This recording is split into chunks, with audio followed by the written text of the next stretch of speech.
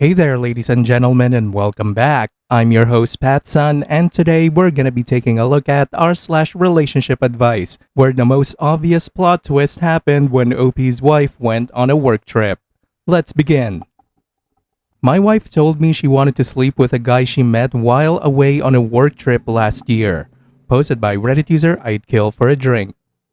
Last year, my wife went on a 2-week training trip to another state. We've been married for 10 years. It was her first time traveling alone to a new place, and I had done this several times a year during our marriage. Similar careers. You get to know the people in training with you and often go out at the end of the day to get to know each other, break the ice, and just enjoy a new place without the stresses back home. I encouraged her to do so while I took care of our 2 toddlers at home. My wife sat me down today and said she had something to talk about. She starts by saying, "While I didn't physically cheat on you, I feel I emotionally did," and goes on to explain that on the last night of her training, the class went out for dinner and then for drinks at a local brewery. Nothing wrong with that. However, one of the guys in her class put his hand on her knee, probably easier for her to say than it actually being her thigh, under the table and left it there for maybe 4 to 5 minutes. She said that was the extent of it. The next day, before they all left to go back home, she told him that she didn't appreciate it,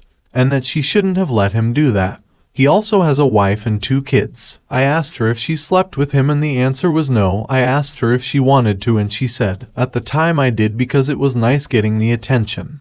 But I feel ashamed of it." She said the whole group went back to the hotel together and hung out in the lobby for a while playing cards. Afterwards, everyone left and it was just her and him. She said it was awkward and they left after about 5 minutes. Both were in the elevator together, but she got off on her floor and he stayed on to go to his. That's the end of the night, as she says. We have had some rough points in our marriage, but never has infidelity been a problem. I am fairly certain she didn't sleep with this guy and has never cheated on me. She is one of the most wholesome people I know, and secrets really don't come naturally to her.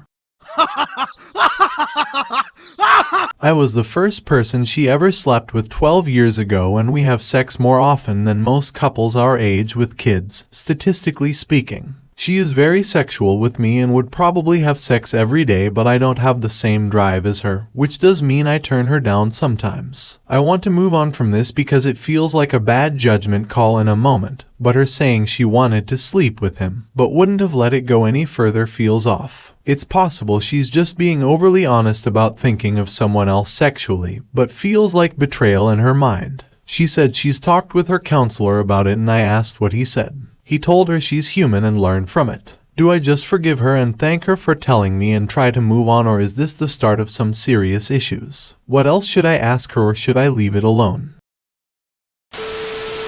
OP, I have read and covered so many of these kinds of situations over the years that it's so obvious looking from the outside in. You are being trickled truth. Something has happened that forced her to tell you, and she is putting her story out there before the rest comes. She and the other guy are shit human beings because they are both married and cheating on their spouses. I would tell their HR and be preparing for divorce if I were you. And now for today's second story. I can't have children and my wife doesn't want to adopt. Posted by a deleted Reddit account.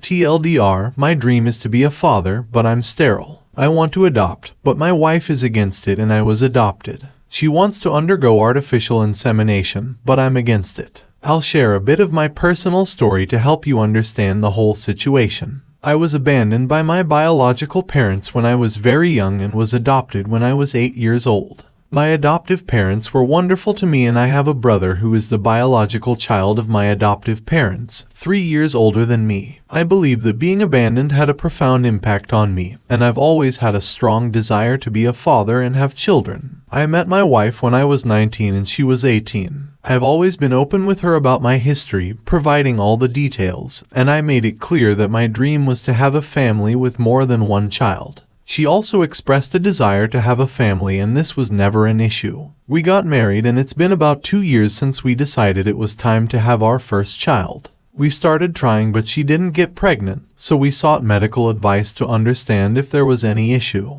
It was then that I found out I'm sterile and my wife doesn't have any medical problems. I was devastated, but since I myself was adopted, I saw adoption as the ideal solution. I suggested to my wife that we should adopt, but she was against it. She cited reasons that are, in reality, based on prejudices against foster kids. I was deeply saddened by this because when you talk about one of those children, you're also talking about me. We've had many discussions, but I haven't been able to change her prejudiced views. On the other hand, she proposed that we should undergo artificial insemination with an anonymous donor. I disagreed with this because it would cost a lot of money and I feel it's unfair to act so selfishly when there are thousands of children waiting to be adopted.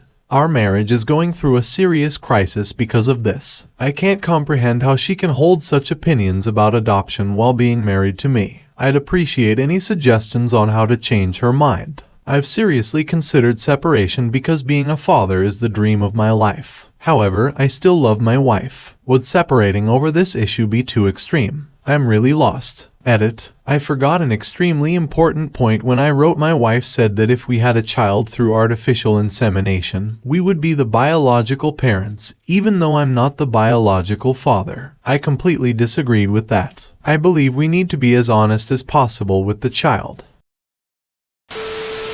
And now for OP's update. When I wrote the previous post, I knew my relationship was over and it was as if I wanted a stranger on the internet to come up with some brilliant idea that could save my marriage. This Saturday, I talked to my wife and we decided that it's best for us to break up. I loved her a lot and I'm sure she loved me too. I think I chose my words poorly in the other post and left out important information, so I'll explain in more detail what led to the separation. I've never been against biological children because we're all biological children of someone. However, I've always been against spending money to have biological children. If we're going to spend money, I believe it's more fair to spend it on adoption since there are thousands of children wanting a home. This isn't a new position of mine, but for some reason, in these 9 years of our relationship, dating plus marriage, my ex-wife and I never discussed this. When I found out I couldn't have children naturally, I told my wife that I wanted to adopt. She then mentioned there were methods for us to still have biological children, mainly in vitro fertilization.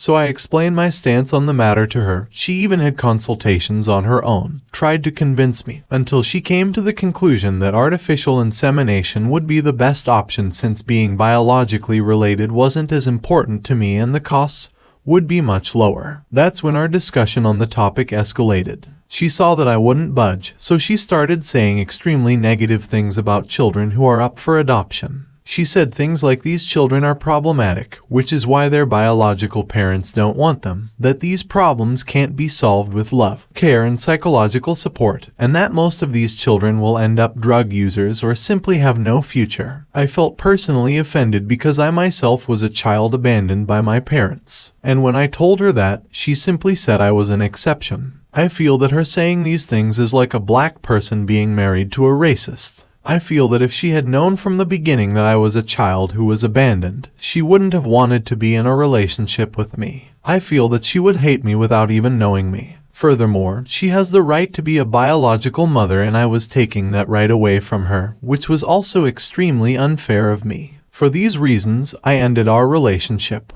Unfortunately, in the previous post, many people also made prejudiced comments about children and the adoption process. The adoption process is not traumatic. It's the process of being abandoned by biological parents, the waiting to be adopted, and many other things that can be traumatic. I understand those who say that children have traumas, but please, give them a chance. They're not to blame for what happened to them. I know not everyone is ready to adopt, but at least don't speak ill of the process or discourage those who want to adopt. I was adopted at an older age than the average, graduated from college, and never caused any trouble for my parents. Of course, I have my personal issues, but I don't think I ever caused any problems for my parents because of them. The happiest day of my life was the day I was adopted. I remember that day every day. OP, I'm not adopted, and even I think this was hard to read, mostly because she voiced some nasty things against innocent children. It's not their fault for being in that situation, and I imagine it is especially hurtful given your circumstances. It may not feel like it right now, but you have absolutely made the right decision. I wish you well, OP. And now for today's final story. My girlfriend doesn't want me as her wedding date. Posted by Reddit user Burrito. Backstory: my girlfriend and I went out for the first time about 10 months ago. I hadn't realized then, but she had just gotten out of a long and very serious relationship basically without any warning. She was shocked, hurting, confused, and I think just looking for a fun casual night. I suppose we hit it off way better than expected and started seeing each other pretty consistently. She was clear she wasn't ready to jump into anything too quickly, but soon enough we were essentially boyfriend and girlfriend. Going out 1 to 2 times a week, texting every single day, and as far as I know not seeing other people. Around the holidays I met her family, and although we really got it off, I think it freaked her out a bit. She continued to text daily, but barely. She didn't want to come over and made excuses to not go out. After a month we saw each other finally and things went back to the way they were. In May a similar thing happened and we actually stopped talking for a week. After that week she reached out, we talked and went out. While out to dinner she and I both acknowledged how hard it was to not talk to each other, how we felt, and she asked me for us to be official. I felt the same and was elated to say yes. Since being official, she met my family, I've spent some more time with hers, we did too many trips together and I even joined her family vacation for a few days. The family loves me and her little sister is getting married in about a month. It's my impression that the sister and her fiancé, who also loves me, wanted me at the wedding and basically said things to me just assuming I was going.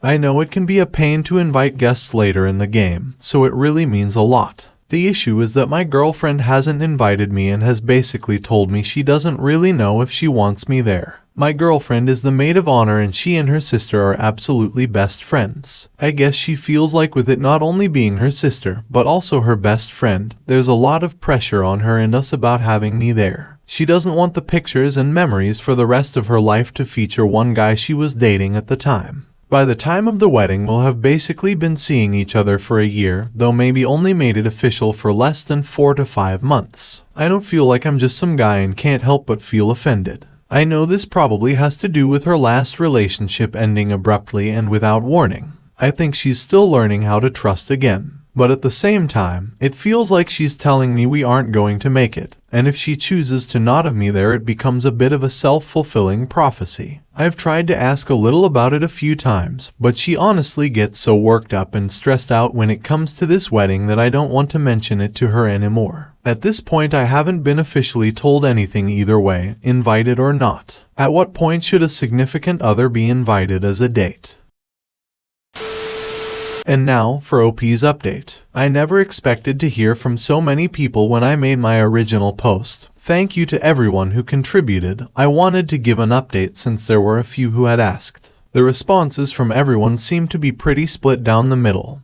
Half of you saw this as a huge red flag and suggested I end everything, while the other half thought it was okay and the best thing I could do for my girlfriend was to just support her. Being that everything else in our relationship seemed to be going so well, I wasn't going to end things over this. My next decision was to also not approach the subject again. She had gotten so stressed out the last time that I didn't see how bringing it up again could help the situation. If she was still teetering on what to do, I wanted to let her make the decision on her own, not sway her based on what I wanted. People suggested I find a way to enjoy the weekend on my own or with friends. Well, what do you know, there's a big barbecue festival in the city my friend lives in. Everyone knows the best way to distract a man with swirling thoughts is through meat. Gay.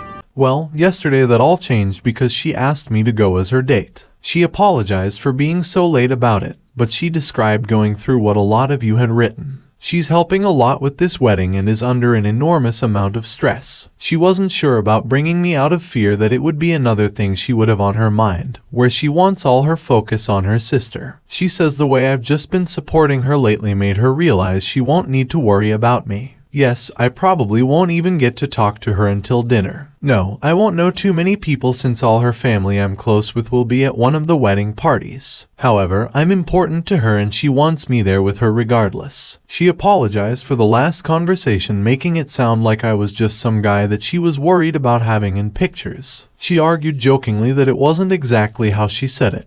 but neither of us can remember the exact verbiage anyways. She was also really appreciative that I haven't been pressuring or nagging her about this and let her come to her own decision. The fact that I gave her space on the subject, yet continued to support her was what made her realize how much she wanted me there. So thank you all. Almost all the responses I'd received were genuine and much appreciated. I'm really happy with how things turned out and are going. Now I just need to figure out my suit situation. OP, I don't want to burst your bubble, but how exactly does this fix anything in your relationship? There are too many red flags being swept under the rug here. Her hot and cold behavior still happened. She basically just told you that you are just good enough for now. Everything she does screams that she has always had one foot out of the door in this relationship, and she will probably always will. This is a textbook example of a rebound, where you are just a distraction for her until she gets over or gets back together with her ex. Don't be a damn donut, man. Don't do this to yourself. Viewer support is the best way for me to remain independent and continue bringing you these daily videos, which will always be here on my channels for you to watch absolutely free. So please consider subscribing to me on Rumble and on YouTube. Both will be linked in the description box down below. Thanks for listening, everyone. If you even somewhat enjoyed today's story, make sure to give this video a thumbs up, and if you really like it, consider subscribing to PattSun to never miss a future upload. Stay strong.